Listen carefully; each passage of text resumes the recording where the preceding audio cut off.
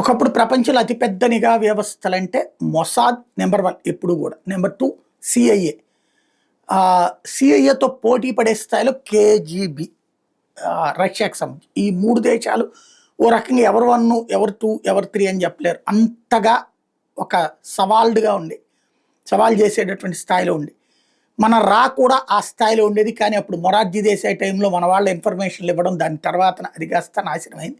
మళ్ళీ ఇప్పుడు పుంజుకున్నటువంటి సందర్భం. ఇప్పుడు మన అమెరికాలో ఉన్నటువంటి మన శత్రువుల్ని లేపుతోంది. ప్రపంచంలో ఎట్లాంటి ఇష్యూస్నైనా ఇన్ఫర్మేషన్ కరెక్ట్గా క్యాచ్ చేస్తోంది. గుర్తు తెలియని వ్యక్తులు పాకిస్తాన్లో లేపేస్తున్నా, కెనడాలో లేపేస్తున్నా, ప్యారిస్లో యాక్సిడెంట్ చేస్తున్నా, ఎవరిని ఎక్కడ ఎప్పుడు ఎక్కడ ఎలా లేపేయాలో అదే సందర్భంలో అక్కడ ఏం జరుగుతుందో ఇన్ఫర్మేషన్ గ్యాదరింగ్లో నెంబర్ 1 దీంతో ఇప్పుడు అమెరికా తాజాగా మనతో ఒక ఒప్పందానికి రెడీ అవుతుందట.